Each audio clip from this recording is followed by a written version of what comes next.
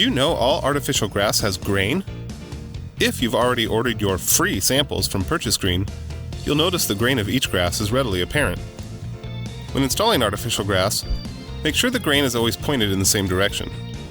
Obviously, this is most important when your project involves more than one piece of grass.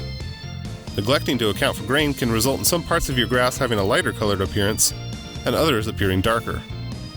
For most people and most projects, we recommend the grass grain in front yards be facing the street, and for backyards facing the house.